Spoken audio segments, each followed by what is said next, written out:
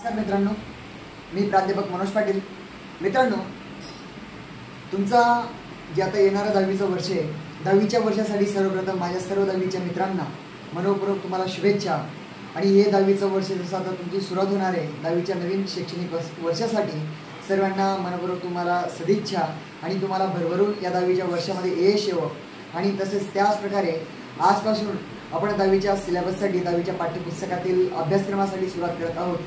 तर मित्रांनो, ज्या ठिकाणी आपण सुरुवात करताना आपला इंग्लिशमधील जे 1.1 आपली पहिल्या युनिटमधली पहिली जी पोएम आहे तर ती अ टीनेजर प्रेयर.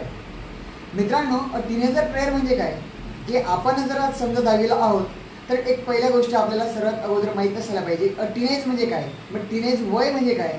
टीनेज म्हणजे काय की ज्या ठिकाणी एक तुमचं 14 वर्षापासून तर एक 20 वर्षापर्यंत तुमचं जे वय जे तुमचं तारुण्य आहे, या तारुण्याच्या वयाला आपण टीनेज म्हणतो. आणि अ टीनेजर प्रेयर या कवितेमध्ये या पोएममध्ये काय दिलेलं आहे की अ टीनेज एका तरुण मुलाने किंवा मुलीने ज्या ठिकाणी देवाला प्रार्थना केलेली आहे, काय निरागसाची प्रार्थना केलेली आहे. जर या तारुण्याच्या वयामध्ये प्रत्येक तारुण्याच्या वयामध्ये आल्यानंतर प्रत्येक मुलामध्ये ज्या ठिकाणी काहीतरी नवीन करण्याची धमक असते, काहीतरी नवीन करण्याची इच्छा असते. आणि या इच्छेनुसार ज्या ठिकाणी त्यांनी देवाला प्रार्थना केलेली आहे, तर काय त्यांनी देवाला प्रार्थना केलेली आहे तर आपल्याला या व्हिडिओच्या माध्यमातून या पोएमच्या माध्यमातून आपल्याला पाहायचे. तर ज्या ठिकाणी पहिला स्टांजा जो दिलेला आहे की each day brings new beginning, decision I must make, I am the only one to choose the road that I will take. Each day brings a new beginning. ज्या ठिकाणी आपण दिवसाला सुंदर अशा सकाळाला सुरुवात करतो. आणि सुरुवात करत असताना प्रत्येक नवीन प्रभात, प्रत्येक नवीन सकाळ ही नवीन काहीतरी एक संधी घेऊन आपल्यासाठी येत असते. आणि ज्या ठिकाणी या नवीन दिवसाची सुरुवात ज्यावेळेस होणार आहे तर या सुरुवात होत असताना ज्यावेळेस नवीन दिवस उगवणार आहे तर तो मुलगा किंवा ती मुलगी टीनेज जो आहे तो देवाला प्रार्थना करतोय. काय प्रार्थना करतोय की ज्यावेळेस नवीन दिवसाला जी सुरुवात होणारी आहे तर त्या नवीन दिवसाला सुरुवात होत असताना ज्या ठिकाणी तो निर्णय घेणार आहे तो निर्णय योग्य असायला पाहिजे. या पूर्ण सारांश आपल्या या कवितेमधून दिलेला आहे की each day brings a new beginning, decision I must make, I am the only one to choose the road that I will take. ज्या ठिकाणी नवीन दिवसाला जी सुरुवात होणार आहे, नवीन ज्या ठिकाणी सुरुवात होत असताना जे काही निर्णय घेतले जाणार आहेत तर ते निर्णय त्याचे योग्य असायला पाहिजेत. हा त्याला देवाला प्रार्थना करतोय. त्या ठिकाणी पुढे दिलेलं आहे I can choose to take the road of life that leads to great success or travel down the dark road the leads to great success. ज्या ठिकाणी तो देवाला प्रार्थना करतोय की I can choose the take the road of the life. ज्या ठिकाणी तो त्याच्या जीवनाचा ज्यावेळेस तो रस्ता पकडणार आहे, ज्यावेळेस तो जीवनाचा रस्ता शोधणार आहे आणि निवडणार आहे, तर निवडत असताना देवा तू मला मदत कर. कशासाठी मदत कर, ज्यावेळेस मी माझ्या लाईफचा, माझ्या जीवनाचा ज्यावेळेस मी माझा रस्ता निवडणार आहे तर तो रस्ता सक्सेसला जायला पाहिजे. मी जो निर्णय घेणार आहे तो निर्णय कुठेतरी यशाला जायला पाहिजे. अशासाठी तू मला मदत कर. का, जो मी निर्णय घेणार आहे तर त्या निर्णयावर डिपेंड आहे की तो रस्ता सक्सेसला जाणार आहे की तो रस्ता डिस्ट्रेसला जाणार आहे.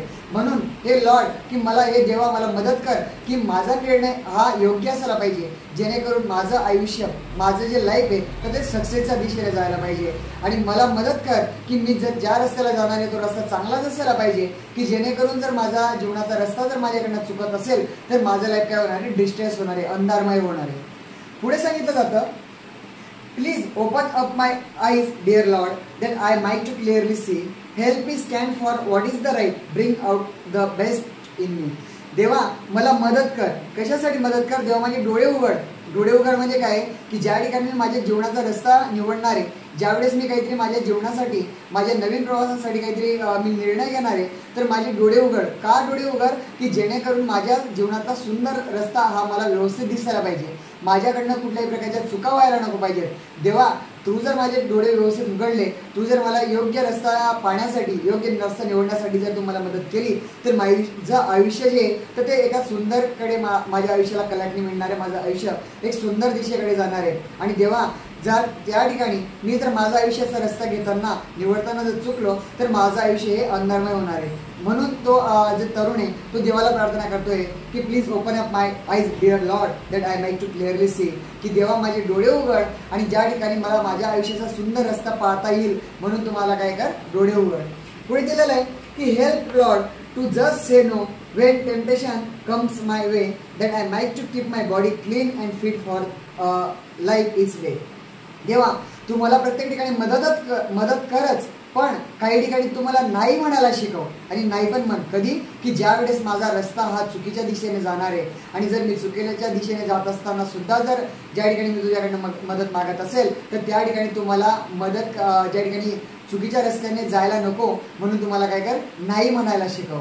जेणेकरून तू जर त्या ठिकाणी मला मदत नाही केली तर मी कुठेतरी चुकीच्या मार्गाने जाणार नाहीये. आणि ज्या ठिकाणी जर तुझी माझी योग्य दिशेला असताना तुझी मला जर मदत मिळाली तर त्या ठिकाणी माझी body fit for life is day, जी माझी बॉडी फिट आणि क्लिअर राहणार आहे. म्हणून देवा मला मदत करा. पुढे दिलेलं आहे की when my teenage years are over I know that I will see that life is lived its very best with you walking next to me. आणि देवा ज्यावेळेस माझं तारुण्य संपणार आहे, ज्यावेळेस माझ्या तारुण्याचं जे वय ते कमी होणार आहे तर त्यावेळेस तर मला स्वतःला खूप एक अभिमानी आणि ज्या ठिकाणी खूप एक लकी समजेल की ज्या ठिकाणी माझं तारुण्य चाललेलं होतं, ज्या ठिकाणी माझं टीनेज वय चाललेलं होतं, की त्या ठिकाणी तू मला देवाची आणि मला देवा तुमची साथ लाभलेली आहे, तुमचं मार्गदर्शन लाभलेलं आहे. तर माझं जे आयुष्य आहे ते खूप सुंदर अशा प्रकारे गेलेलं आहे. ज्या ठिकाणी इन शॉर्ट जर सांगायचं म्हटलं मित्रांनो, या टीनेज प्रेयर या प्रार्थनेतून, या पोएममधून ज्या ठिकाणी जो मुलगा आहे, जो तरुण आहे, तो त्या ठिकाणी तो देवाला प्रार्थना करतोय. इन शॉर्ट जर सांगायचं म्हटलं तर एका शब्दात जर सांगायचं पाहायला म्हटलं तर फक्त एवढंच की ज्या ठिकाणी आपण आपल्या आयुष्यामध्ये ही फक्त एक कविता दिलेली की पोएम आहे, या पोएमच्या माध्यमातून मेसेज एवढाच आहे की आपल्या तारुण्याच्या वयात असताना आपण देवाला एक प्रार्थना करतोय की देवा ज्याही मी माझ्या आयुष्यामध्ये निर्णय घेणार आहे, देवा जेव्हा मी कुठेही काही नवीन पाऊल उचलणार आहे तर त्या प्रत्येक वेळेला तू मला काय कर, मदत कर. या कवितेचे जे लेखक आहे जेम्स मोर्स म्हणून ज्यांनी कविता लिहिलेली, पोएम लिहिलेली आहे, तर ह्या पद्धतीने टीनेजर प्रेयर याचा एक थोडक्यात अर्थ सांगण्याचा प्रयत्न केलेला आहे. बाकी नेक्स्ट आपण जो एक्सरसाइज आहे तर ते पुढच्या व्हिडिओमध्ये हो. धन्यवाद. थँक्यू.